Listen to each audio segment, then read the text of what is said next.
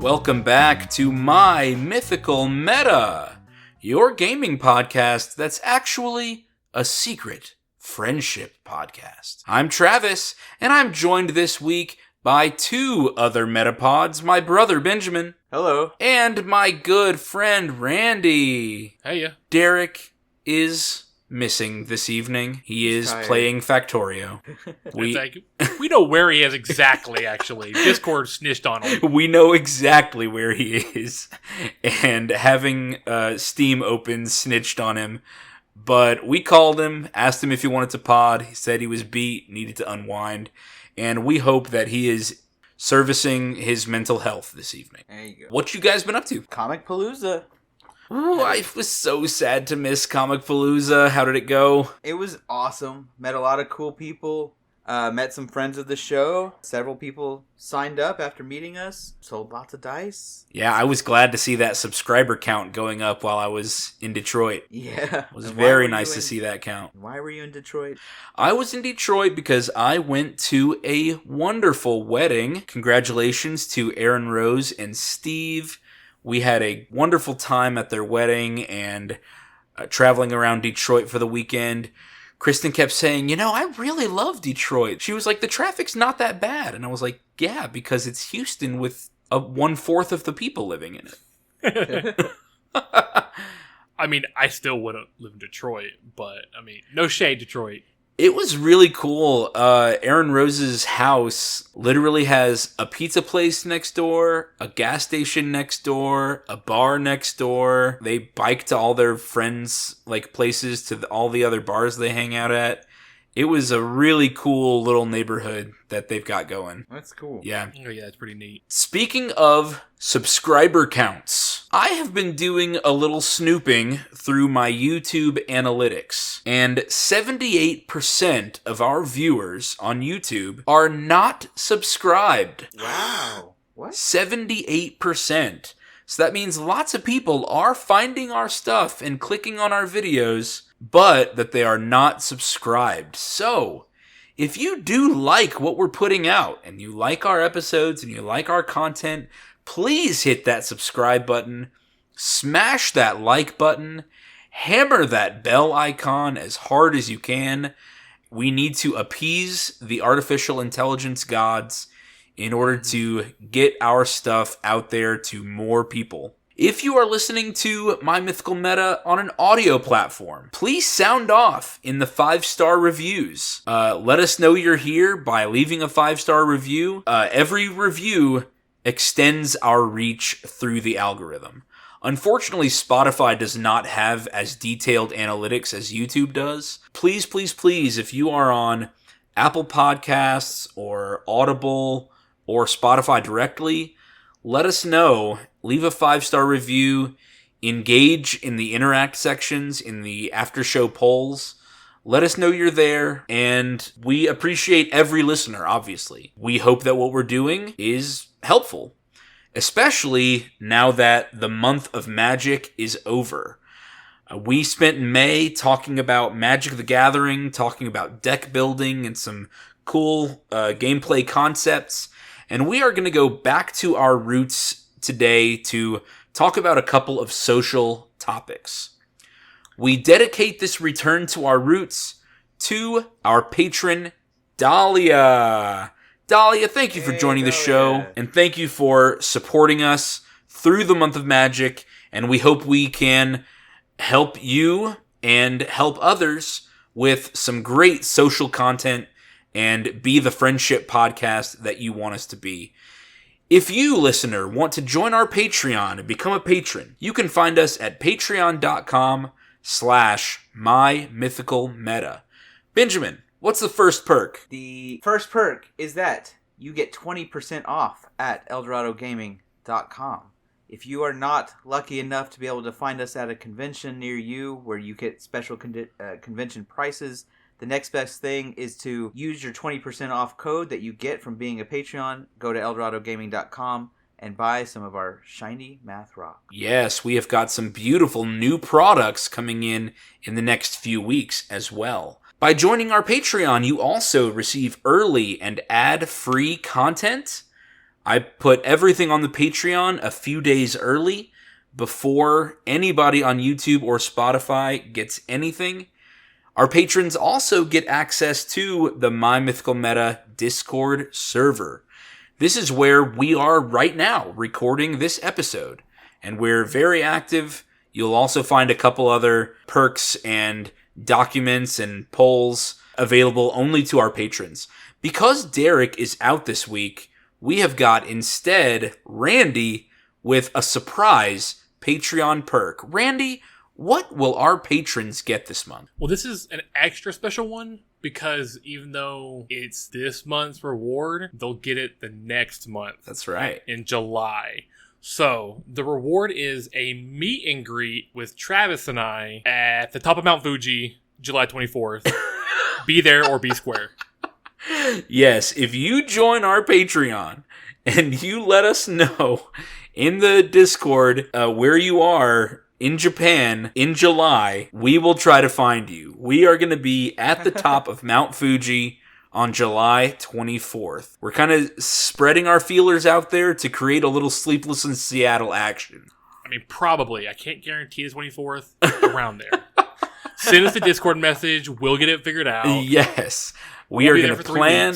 I mean, guys, it's going to be a big affair. Okay? Banners, flags, merch. Yeah, I'm packing up an entire gift shop on my back. An Instagram post, most likely. Oh, yeah. I'm telling you. Tons of pictures on our trip. Like I said, we'll be there for 3 weeks. Anyone at the top of Mount Fuji on July 24th, you're going to make it onto Eldorado Gaming's Instagram, Facebook, Twitter, X, Threads. We'll put you on the homepage. Sure. For a day. Sure. Yeah, why not? Why not? Sure, why not? If someone came all the way to Mount Fuji and met us there, they deserve to be on Yale's website homepage for at least like a week or something like that. Yeah. I think that's a great Patreon perk. A meet and greet at the top of Mount Fuji, July 24th. I will buy you a bottle of oxygen. Ooh, very nice. All right, today's topic is bringing a new person to your already established friend group. Sometimes that's a romantic person or a romantic interest, and a lot of times it's just a friend. Maybe you met at work or you met at school and you want to bring a new person to your group. You want to combine your two networks, combine your two social circles. And sometimes it goes great and sometimes it goes poorly. Benjamin, what is it like bringing a new person to your group? You're a little nervous. You know, if you're bringing a new person, it's because you have some interest in hanging out with this new person, or maybe you already hang out with them a lot in another circle, and you already have this long-standing commitment and relationships with this group, and you're hoping to merge the two, maybe so that you can enhance the time you have with your friends, or maybe because you're hoping that you can deepen your friendship with the new person. But whatever the reason is, it's a little nerve-wracking. You're never really sure if the people are going to catch on, if your old friends are going to like your new friend, or whatever your purpose is, if it's going to be fulfilled. There's always that chance that you're setting up people that you like and care about for a bad time. And so I think that's the first thing I feel is when I show up, I'm always nervous for the people involved. Yeah, those nerves and those fearful feelings of we've talked a lot on this show about how time is an investment and we want a payoff from it. So if we devote time to a social experience, we want it to be good. Yeah. But if we're throwing in unknown variables with each other, we don't know how that's going to work out. Randy, what do you want to add here? What have your experiences been like in this? So I was just thinking about this, and I feel like maybe I have a little bit different perspective. I mean, Sure. That's why we have a show. I moved around a lot, so I feel like growing up, I was always the new person coming in. Oh, yeah. Because on average, about every 3 years, pretty much from elementary to high school, like every 3 years we moved. Mm-hmm. So, every 3 years it was like, okay, you know nobody, and it was always like you make that first friend and then they bring you in. Mm-hmm. And then you might make another friend and then that's a separate circle all of a sudden. So you're like trying to learn 2 new friend groups at once. And, you know, they're trying to merge you in and make sure you're a good fit. And it's a lot of, like pressure feels like, Mm-hmm. I guess, when you're the new person, especially if you're doing the new person on several things at once. But it's just, you got to make sure that you don't overthink it. And if the first person that brought you into the group likes you for who you are, then the rest of the people in that group will probably feel the same. Yeah. I was thinking back when we were talking literally the first episode of the show, episode 1, and we were saying if you want to get your friend into your game, if they're your friend, it's likely that you share some common interests. Mm-hmm. And the same is true with a friend's friends. If you meet somebody new and you like them, and then they bring you to their friends, well, they probably share some characteristics. That's why they're friends. So Exactly. it's likely that you're going to find some connections, some ways to gel with the new friend's other group, if you're the new person coming in. Does that make sense? Yeah, I mean, if, like, you know, in this circle of friends, it's like if you're a tabletop or just a video game nerd, Yeah. and your friend is a video game nerd, their friends are probably also going to be video game Yeah, nerds. yeah, exactly. It's pretty unlikely that the friend that you are a video game nerd with is going to bring you to, like, his other side of social circle that's like, oh, they're a bunch of jocks. And they all do like fantasy sports, and as deep as they go into video games is like Madden. Call of Duty rage matches. I mean, you say that, but I did consider bringing Derek into my fantasy baseball league. But Yeah, but that's because Derek shares the, like, thrill of, I guess, competition. that kind of a Like yeah, the analytics competition and the analytics and the study, maybe? Yeah. That's I think where Derek is more interested. Now he may not have much to talk to those other friends about. Oh yeah, so-and-so's doing real good this year. Right. He's like, I don't know, I'm looking at this year's stats.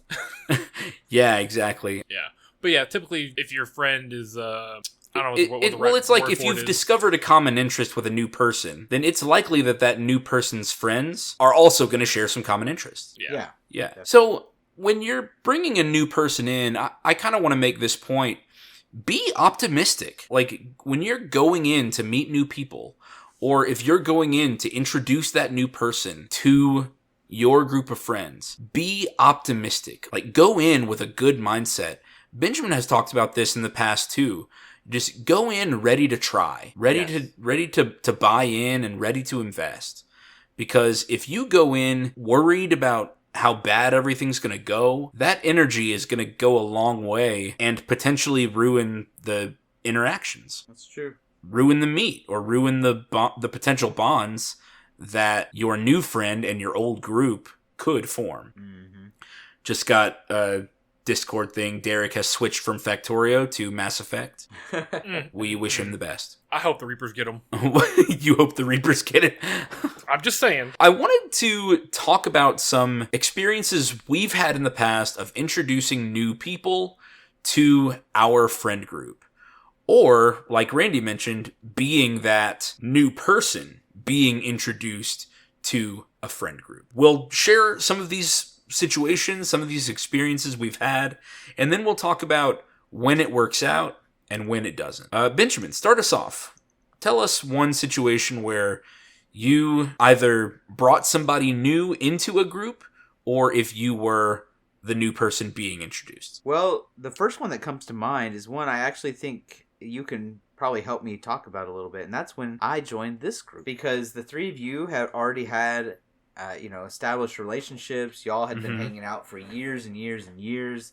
And then I moved to Houston in, I guess, 2017, several years after y'all were getting together, playing games and such. And I didn't really know how it was going to go, you know? And we've talked a lot about how we had different power levels on decks and things, but also, you know, there's a lot of ways in which our experiences did not overlap. And, you know, it was a little touch and go at first, I think. Just not because anybody was rude or anything, just because... Right. You gotta adjust and figure out. Yeah. So what was your experience, you know, bringing me into your friend group? Obviously I was very optimistic. At that point, you and I had kind of had a a reconnection, a resurgence. Yeah. We had spent, we had kind of spent our college years not really interacting at all. And it was that year in Alpine where I was like, I'm desperate for a friend. And my brother lives close enough where he can be a built-in friend. He has a family obligation to be my friend if I need one. So let me reconnect with him. And I do think the two of us did find more than just Magic to bond on. Yeah, absolutely. You know, we talked more about lots of things when we were when we were hanging out. Yeah, I was there when you called Arden to ask permission to marry Kristen. Yes, We were yes, in that the was. cars together. You know, we were together in the driveway. I had called before and left a message, and that was Arden calling me back. Yeah. That was nerve-wracking too. I mean, speaking of joining a new friend group, joining a family, Yeah. you know, that is nerve-wracking in itself too. So, you know, you and I bonded over Magic, of course, and then I had gotten Derek and Randy into Magic too, and that was going to be our activity. You know, what common interest do I know that these four people have? You know, you, me, Derek, Randy. That's going to be the thing that we can best create bonds out of the quickest. Right. So that was the activity we did, and I think, man, was the very first time we played at Momo's together? Yeah, I think so. Okay. I think. Sounds right. So, I mean, we probably had snacks lying around. We probably had sodas lying around. We just talked about, you know, as we played, we just talked about the creatures we liked, the strategies we liked, and we learned a little about each other. You know, you probably learned a little bit about Derek and about Randy by watching how they played and how, you know, how they piloted their decks at that point. Yeah, it was that the day that we went to see what's the movie with all the different alien races all stuck together in a giant city. Oh my god, Valerian? Yes. You were with us for that? Yeah. Yeah, Valerian, the City of 1,000 Planets or something like that? Yeah. Yeah, what a weird movie. I have not seen it since that day. No, me neither. I've never rewatched it. I still say that they miscast the main guy from that. Him and Chris Pratt should have been swapped. For Star-Lord? No, Chris Pratt was in that movie where he woke up Jennifer Lawrence from Deep Sleep, Oh, you know? yeah. Passengers. He was all creepy. Passengers, yeah. That movie, Chris Pratt and that other dude, I forget his name, they should have been swapped because that dude could have played creepy a lot better. Yes. And Chris Pratt could have played like this space cop a lot better, I think. Dude, you're so right. You're so right. I think we said it that day in the parking lot. Yeah. Anyway, yeah. So that's what I remember, Benjamin, about that meeting, is that I just, you know, I was optimistic. I said, we're gonna play a great game together because we all love this game. Yeah. And even if Benjamin wins, you know, we're gonna learn and we're gonna have fun with it anyway. I mean, how was it for you? I mean, I think it was fine. I think movies are a good way to take the pressure off because, you know, you get this shared experience that then y'all can all talk about, but there's long periods of time where the focus is not on you. Yeah. And, you know, I'm not going to say that just sitting in front of a screen is a great way to get to know people, but for a first meeting, now you've always got this thing you can relate back. Hey, remember when we did this thing together? And you know it's a movie they've seen. So that especially works out if it was a good movie. I don't think we've talked about Valerian since then. But, No. I don't think Valerian has come up at all since we watched it. But, you know, it's funny you say that because it wasn't the first time I met Nikki, Randy, but at my birthday when we all watched all 3 Lord of the Rings movies, you know, it was something we had all seen before, but we were able to talk about each movie as if it were the first time because we had a new person with us. Yeah. Who was also a fan. You know, Nikki had already seen the movie. She loved them too. And so we got to see her reactions to these movies for the first time. And that was a lot of fun too. A great way to get to know her a little bit more. Yeah. And she's a hardcore extended edition or nothing. Yep, and that's what we did too. It was so long. It's been 3 days. Yeah, that was the first time I had met Nikki as well, and Oh, yeah. I thought it was a fun time. So I think that that's a great way to bond with people. Doesn't have to be movies. No, not at all. I think comedy shows, going to stand-up comedy, because if it's good, right, you talk about it and you laugh and you have a great time. If it's bad, well, you got something to talk about now. Yep, you talk about, you laugh. Yep. At how bad it was. Yeah, and I think that's something that's really helped this group is, we typically get together to play games or things like that, but I feel like we have enough shared experiences that it's been good. And through this friendship, I've gotten to do things with just Randy or just Derek sometimes, and now we have those shared experiences. And so, yeah, I think it's been good, and I like the way that it can grow. And that's something I think that a goal of bringing a friend into the group is that eventually you want to assimilate them into the group so that they're not dependent on you. Yeah. So, I think that's something to keep in mind early. I think is that they are dependent on you, and that's been one of my experiences in a lot of. You mentioned earlier, I think, introducing exes to or introducing love interests. They don't have to be exes. Yeah, and introducing romantic partners to your family. Yeah, like they are so dependent on you early on just because they don't know your family, you do, right? And unlike introducing them to a friend group, you're the only thing they have in common. Your romantic interest may have nothing in common with your father. Yeah. And so taking a few whatever steps you can to make sure that it's a comfortable meeting, I think is very helpful. Do y'all have any advice on how to do that? How to make sure that meeting is comfortable? So every time I have ever invited a romantic interest to meet family, I always have to, it was kind of this way when I met my roommate's family first, during Hurricane Ike. During Hurricane Ike, I stayed with my roommate Richard's family, and he told me before meeting them, he was like, that I rely on sarcasm as a defense mechanism. You know that about me, and he's like, you know that about my humor, that it's all sarcasm, and he says, if you think I have a cutting wit, a cutting sarcasm, he said, I'm the runt in my family when it comes to like having a quip ready to tear somebody down or make fun of somebody. He was like, I'm the runt. So if you think I'm good at that, you are really going to need some emotional calluses with my family. And if he hadn't told me that going into that meeting, I don't think I would have lasted the 3 days that I did. Because he's right. They were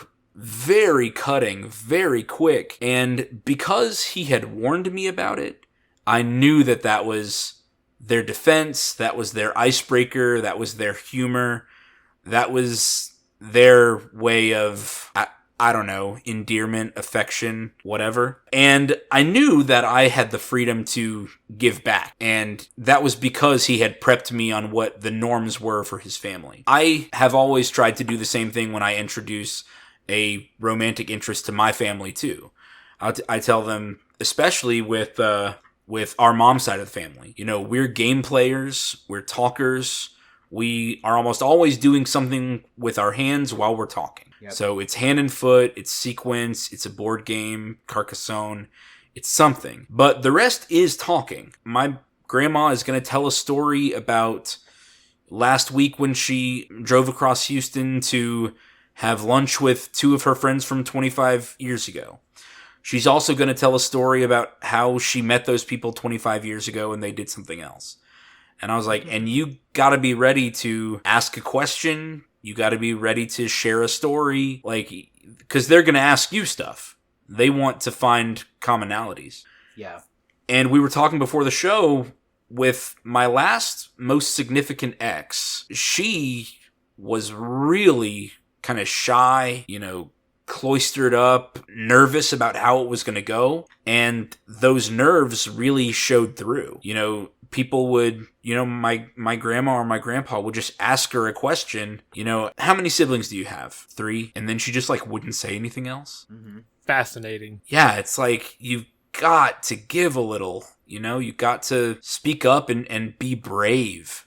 I think, I told Kristen that when, my grandparents were the first people I introduced Kristen to. We had been dating for maybe 3 weeks. And I was like, hey, we're going to meet my grandparents at a Greek restaurant nearby the school. She met Momo and Pawpaw before she met our parents. Yeah. And I just told her, they're going to ask you questions. You know, you have got to be brave and you've got to ask them questions because they're ready to talk. They are, and I think I probably told her, like, they are ready to love you. You just have to, like, let it happen. So I do think, you know, it's certainly not easy, and Kristen was certainly nervous for that meeting, but Kristen was brave, and she smiled and laughed and talked, and, you know, it's kind of amazing. I've never felt like Kristen relies on me in our family gatherings. Well, certainly not anymore, because we like her more than we like you. This is also true. People were joking in our family before we even got married. They were like, if this goes wrong, we know it's Travis's fault. Right.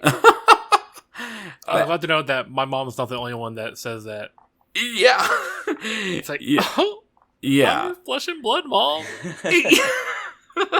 You know, but that's kind of what she did that made everybody love her, is be outgoing and still be herself. She is the same person among her friends as she is among me, as she is among her family, as she is among my family. Yeah. You know, she's friendly and she listens and she asks questions. You know, that's it. You know, weirdly, I don't think that's too much to ask when you're meeting a new person, is be interested in them. Well, I wonder how much of this has to do with introverts versus extroverts. Yeah. And we can't just tell our audience, hey, when you meet new people, be an extrovert. Yeah, I suppose that's true. I know that there was a similar experience. You know, Sarah is much more introverted than Kristen, and we had a similar experience when we met Momo. We went to your play, and Momo Which one? Was there.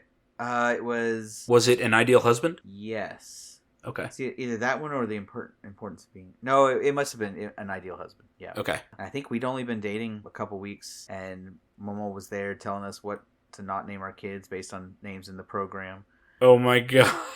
And that is so funny. And I know that Sarah was nervous, but she was polite and she interacted and she was willing to talk. And so I think that you're right. Actually, we can tell people that, hey, it's okay to be introverted, but it's not okay to be scared. Yeah. I mean, it's okay to feel scared, but there's just something about being willing to put yourself out there, and it is a lot of energy. Like, I get it that Yeah. putting yourself in that situation where you are meeting new people is an energy drain for introverts. But if you maybe some steps you can take is, make sure you've eaten enough, make sure you have a source of caffeine handy or a candy bar, right? Make get sure enough that sleep the night before. Yep. Yeah. I was going to say the same kind of things. Make sure that you've had your time to recharge beforehand. Yeah. And if you are the person introducing an introvert to a new group, try to control the time. Give them opportunities to get away for a few minutes. Yeah. Have your getaway excuse ready when it's been 3 or 4 hours and you can tell that their energy level's dropping off. And as much as we were saying that, hey, you've never felt like you had to be responsible for Kristen, you still were at the beginning, right? And if you weren't looking out for her in those early interactions where you're the only one she knew, then that would put her in a terrible situation. So I think being ready to step in when it's no one's fault that things are, that it's the end of the night and time for the interaction to end, so it ends on a good note and she's invited back. I do still do that when the family gathering has reached a lull. I'll kind of look down at my watch and be like, well, look at the time. Gotta hit the road before it gets dark. Right. Dusty train. Yeah, the old Angleton Danbury excuse of, I don't want to drive while it's dark, Right. gotta look out for deer. Look out for the other guy. We got to get home before all the bad drivers come out. Right.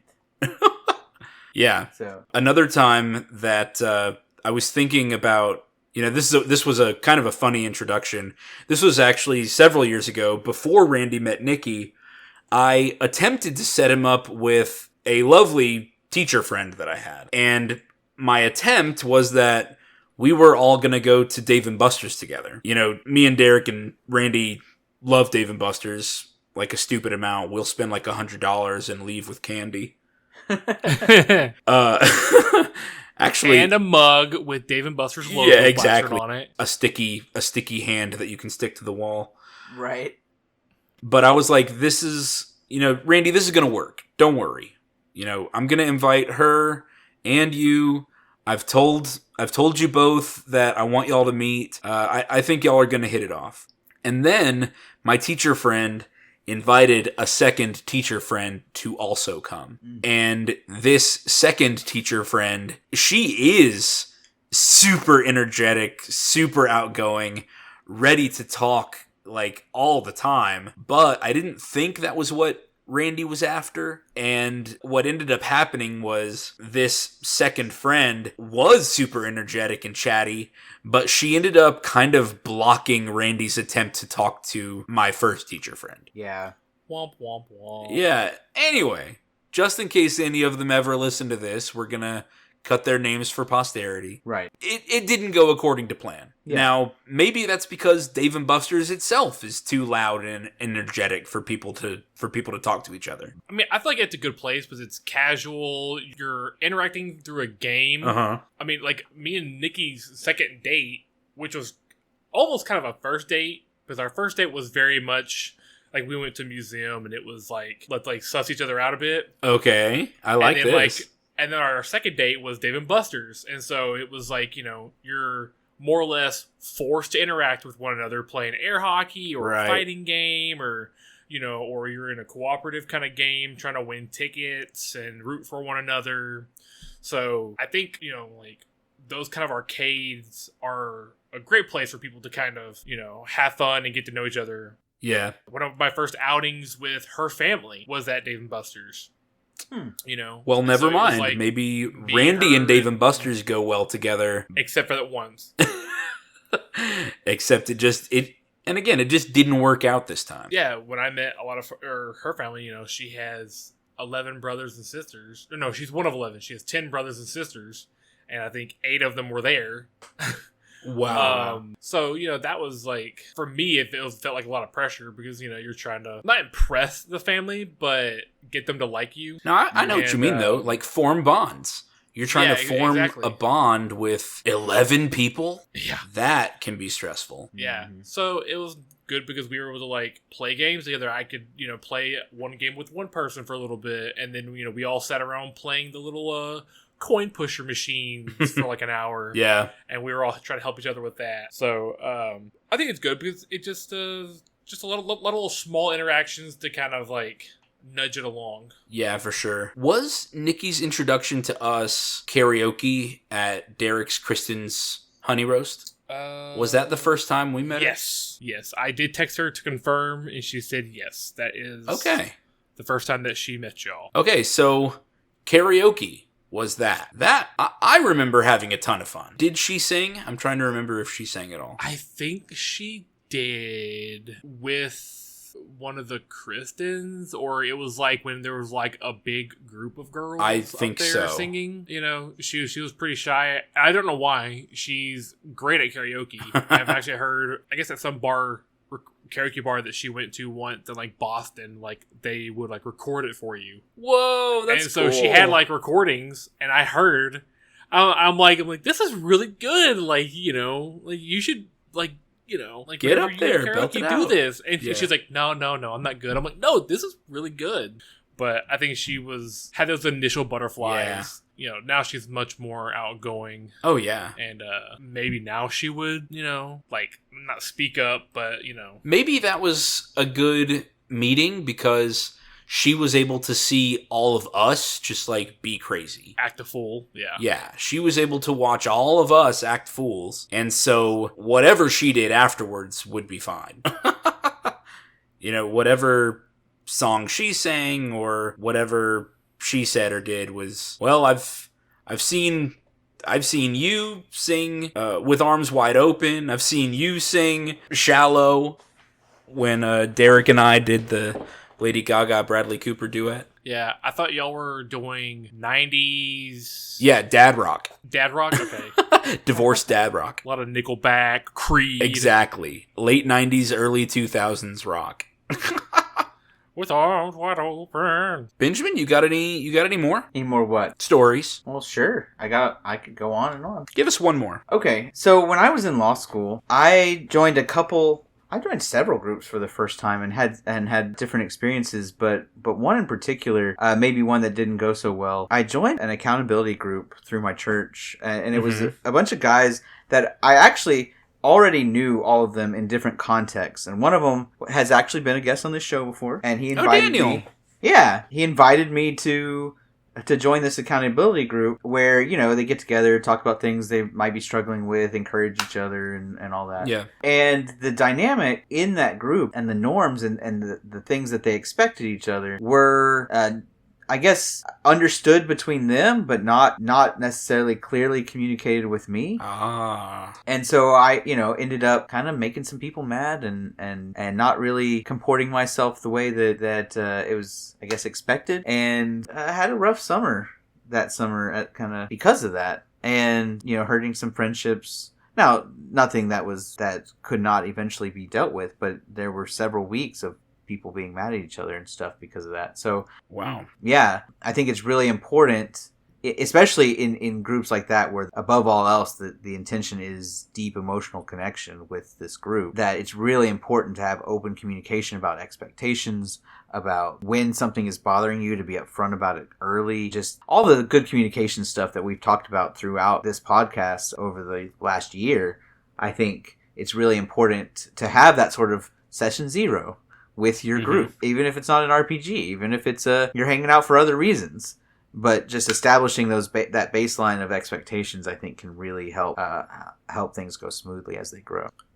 You know, Benjamin, I didn't know you had that experience. I went through something very similar when I was doing Bible study at USD. Oh yeah? Oh yeah. I attended Bible study pretty regularly in my freshman year, and I was doing altar serving, and I was doing a couple other things. And at the end of that year, I was asked by the Bible study missionaries, we had a group called Focus, and they asked me to be, quote unquote, a disciple. And it was going to be one of my jobs to lead the next year's Bible study. Oh, wow. But part of that, like you said, was this different level of emotional connection. And then what happened at the beginning of my sophomore year was the guy that I had formed that deep emotional connection with my freshman year. Well, he left and it was a new missionary. Oh, yeah. Then this new missionary, like, I don't even know if it was a church thing. Maybe it was just a bunch of personal quirks, but he just really rubbed me the wrong way. And in college, when somebody rubs you the wrong way, you just say, yeah, nah, I'm good. Right.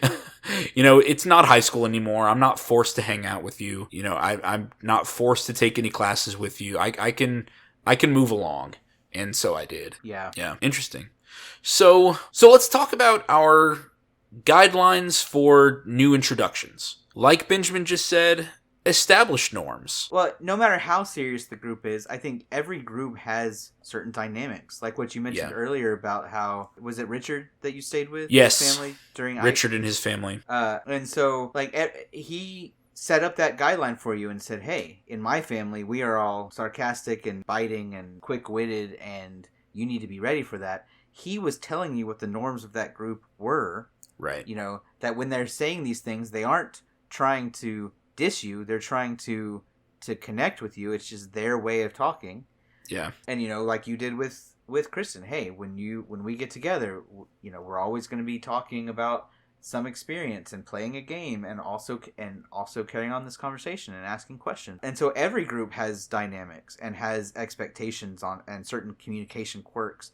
And if you take a moment to just think about what are the things about this group that might be different than other group settings, and go ahead and communicate those things to the new person, and vice versa. If you know that there's certain quirks about this new person that may not translate well to this new group, go ahead and tell the new people. Or tell the established group, like, hey, this person, I know we like to joke about this one thing, it's like the one thing they're sensitive about, let's try to lay off. Yeah. Or whatever. And so no matter what the level of formality or depth of a group is, I think it can always be helpful to take a moment and think about how the group dynamics exists and communicate those back and forth, and just kind of establish the norms for that group. You know, how are we going to treat each other? Yeah. And then prepping the individual that you're bringing, and then prepping the group that you're bringing the new person to. Yeah.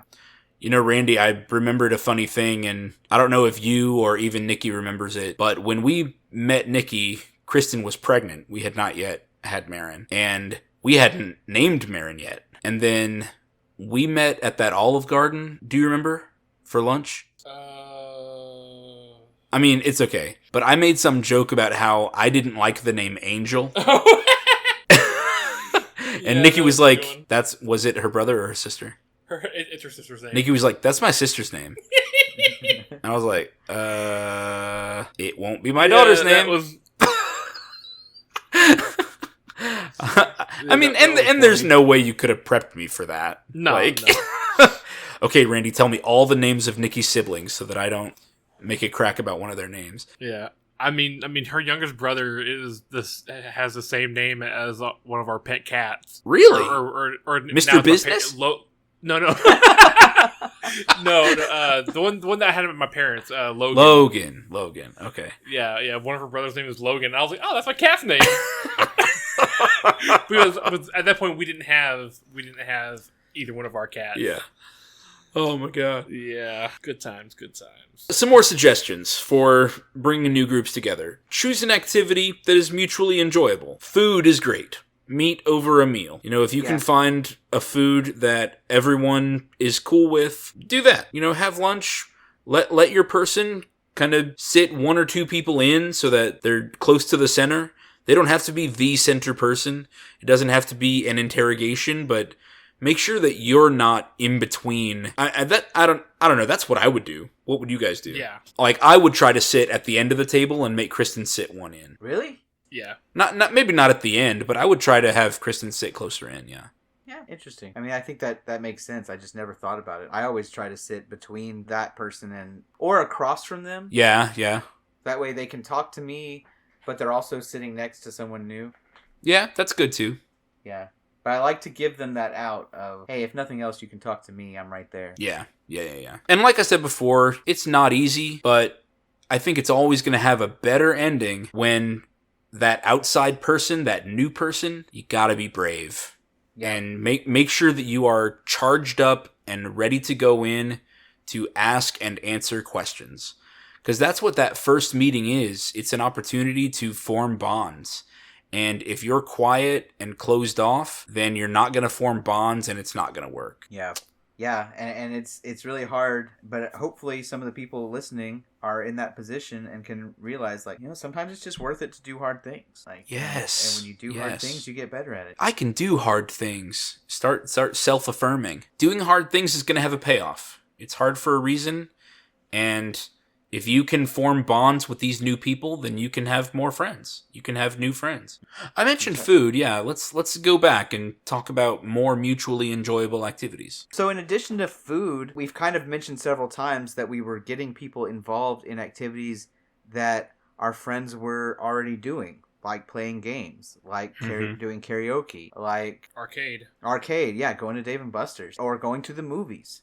And I think that finding something, you know, you want that first, especially the first time that your new person hangs out with an old group, you want that to be doing something that both the new person and the old group like, so that they're both in their element and have something to bond over. Because let's say, as an example, your old group is a golf group. You all get together to play golf. And you're also trying to teach this new person how to play golf. That may not be the first time you want them to all hang out, because they may not jive well doing an uncomfortable activity that they're not, you know, even if they're willing to learn, they're not at the same level. It's not their element yet. There's like a teaching or learning dynamic that jumps in there too that can start muddling the relationship that they have. Yeah. The relationship that they could have. Right. So maybe becomes this one of teacher-student instead of equals.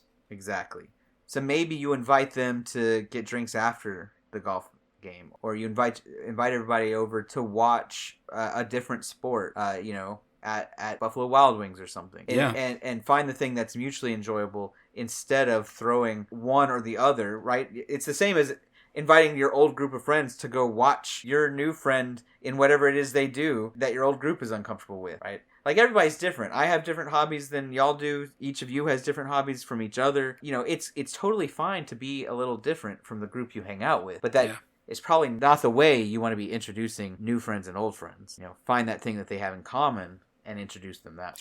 Yeah, I think that's great advice. Randy, anything you want to add here? No, I think y'all kind of covered it real well. Randy, what did you feel when me and Derek introduced you to like Michael and our D&D group? How did that make you feel since you had never played before? So I think at that point I didn't even know you really well. Yeah, Derek was that's true. What was my connection in, and even then I met him through another mutual friend. But yeah, I was hanging out with Derek, and then he mentioned that he played D&D with you and some other people. Yeah. And I was like, I've always wanted to try that. Like I wanted in. I was like, I've always wanted to try that, hoping I would get invited. Yeah. and I did, and so I knew of you because of band, right? For the very first year. But at this point, you think you had already gone off to college, and wow, really? We were already. I was already in college when you started playing D&D with us. I thought so. Wow, I thought it was earlier than that, but you might be right. I could be wrong. That was 2007, 2008. So okay, yeah. I graduated in 2007, but I was still coming down to play D&D for sure. Yeah. I couldn't remember. But like I said, I knew of you because like you were in the school for 1 year that I was there. Yeah, and then you graduated. Anyway, and I knew one of the guys there, Matt, but the rest of it was, I didn't really know you that well. I didn't know Michael that well, and like I was nervous, but I didn't know how to play the game. I had never played. I didn't know, really what to do. It was a new game on top of being a new group. Right. So I was really lost. That was an interesting first night, but I still really did enjoy hanging out, and so that's why I wanted to do it again. Yeah. And of course, it got better once we figured out, like, Matt, why would you make his character a secret agent for the big bad? Yeah. And then we revamped it, and then I had my first D&D character who I still remember him to this day. Yeah. So. And when we still played D&D for several years as a group together after that. Oh yeah. Yeah. Long through time. college. I mean, and that's been something that has lasted to this day. Me, you, and Derek still play D&D to this day. Yeah. Or other tabletop RPGs. So it wasn't scary, but it was it new and kind of like nerve wracking? Yeah, but I just tried to be myself, and everything worked out fine, and y'all were really nice and stuff like that, and. Aww.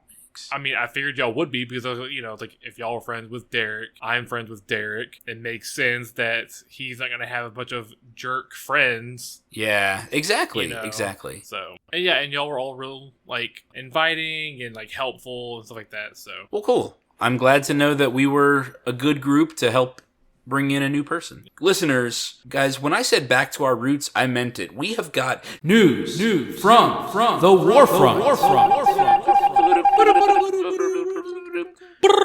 Guys, wasn't that nice to hear the old song of our people again? Music to my ears. To dive back into Reddit after this month of Magic, after what seems like forever, and to sift through the true cesspool to really find a gem. I think we found something really interesting. We have got a post today from RRPG, and it was not a complaint about other people or asking how to talk to another person.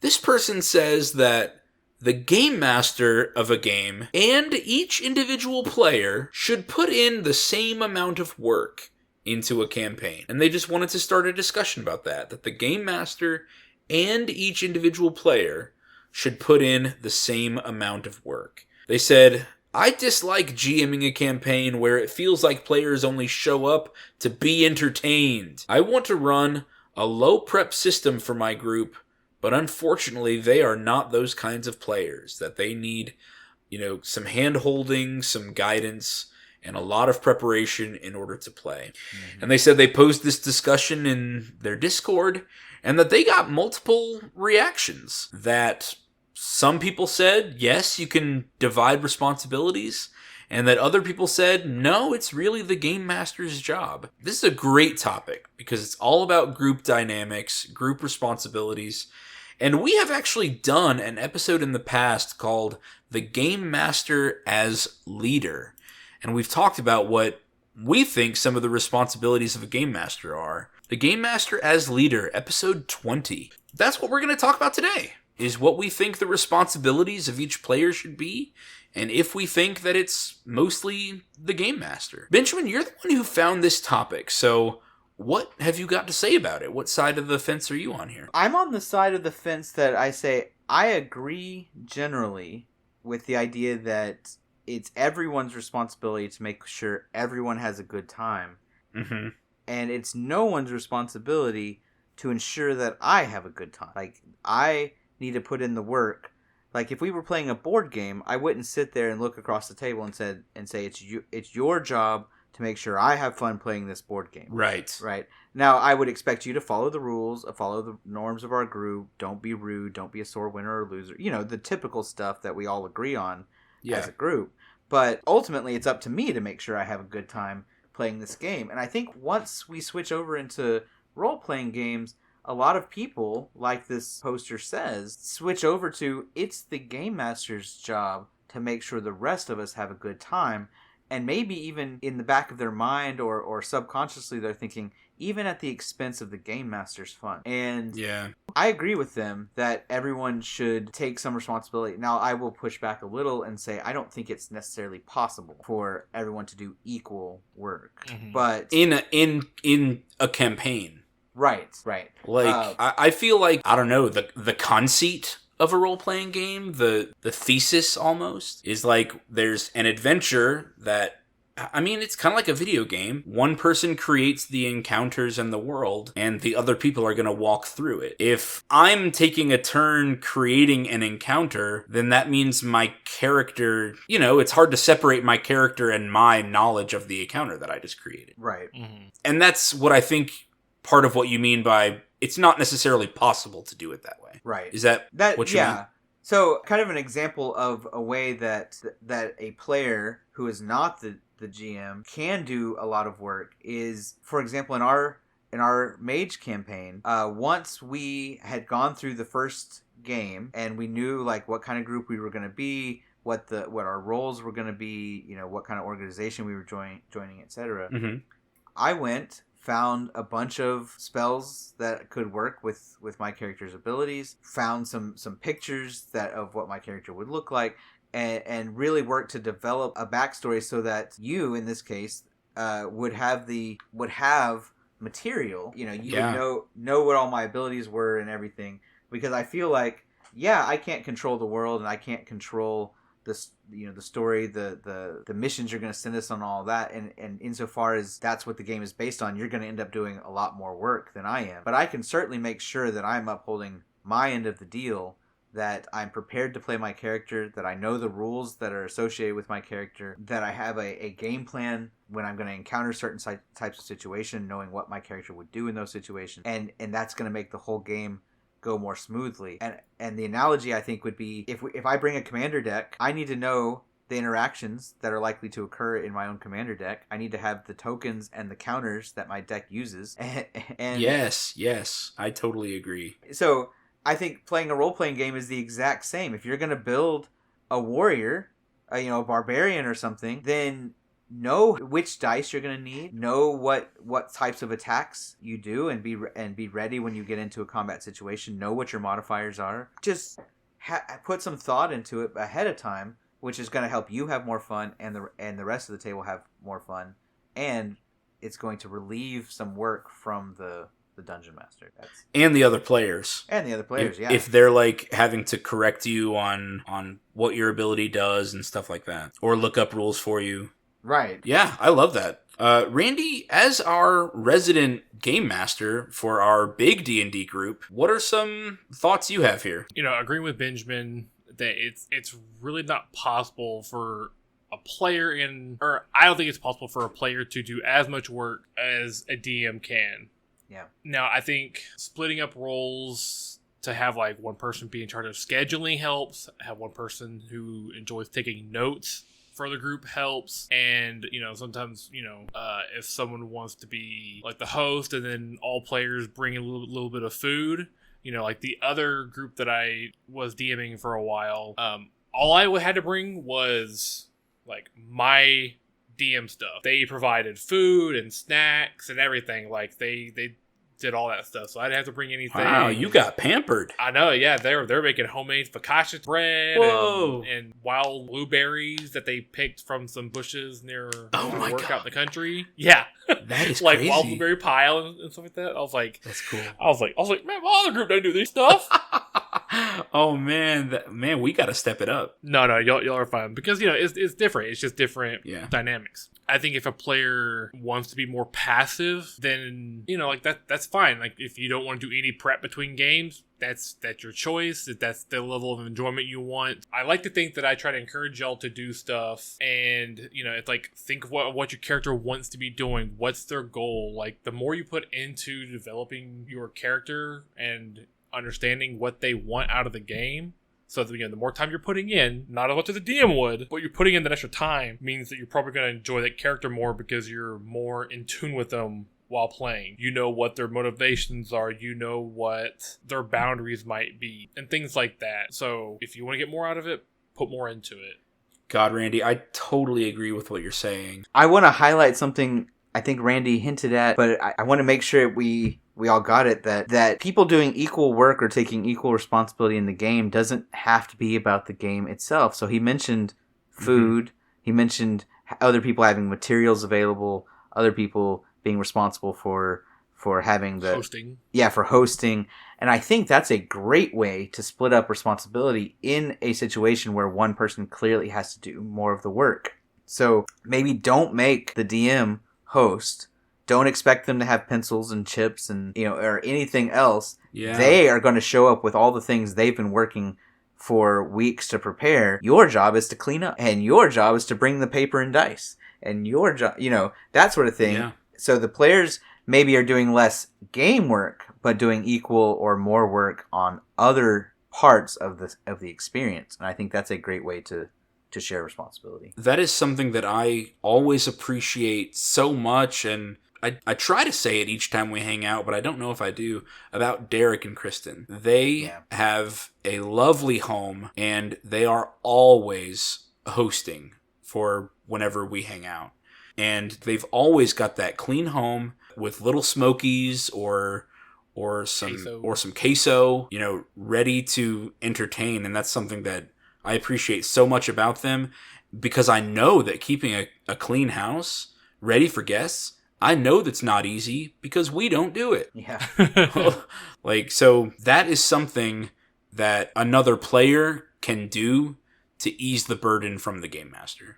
Yeah. Yeah. Benjamin, hit us with some words of wisdom about bringing new people to a group. Yeah, so the whole purpose of having a group and playing these games is to build that connection and to have people that you have more than just a passing acquaintanceship with. And in order to build that network, a network of emotional support, a network to help you find jobs, a network to help you when things are falling apart and you need a place to stay during a hurricane, whatever that is, right? That network is only going to be built by growing your friend circle. And so what we talked about today is important for having a healthy social life. So I want to encourage you to do the hard things, especially if you're one of the many, many gamers out there who struggles with having a healthy friend group. Take that step out into trying to accommodate the norms of a group that's where somebody has invited you, and get to know some people and take that next step into a wider friend. I really love that. The philosopher's back, giving great salient words of wisdom, and it's always exciting to me to be the new person introduced or to bring somebody in. That always kind of reinvigorates me. I've always been a little more extroverted anyway, and so whenever I meet a new person, I kind of get revitalized, and I love to just get to know somebody and ask more questions and get their opinion on stuff. Yeah. Hey, 78% of our viewers on YouTube are not subscribed. If you like what we're putting out, please hit that subscribe button. Hammer that bell just as hard as you can. Just punch your fist directly through the screen and smash that like button. And if you're listening to us on audio, sound off in the 5-star reviews, because every review makes it so that our podcast has a little more reach. Benjamin, do you remember the email change where people can contact us directly? Yes, it is now mymythicalmeta@gmail.com. New email, mymythicalmeta@gmail.com. Randy, if people want to become a patron, where can they find us? Patreon.com/mymythicalmeta. Yes, that's exactly right. Good job, Hey, Randy. I got I'm it. so proud of you. You can write that down for me if you're going to call me like that. It's up there. It's on the outline. You can just scroll up. Oh, okay. Okay. Thank you so much for listening, and thank you guys for being my great friends. Adios. Bye. Later. This episode was sponsored by Eldorado Gaming. Use the promo code META for 10% off your order. Please like, comment, subscribe, and share. This episode was edited by me, Travis Konishek, and our intro and outro music is by Tyler Heath of the Oh Hellos.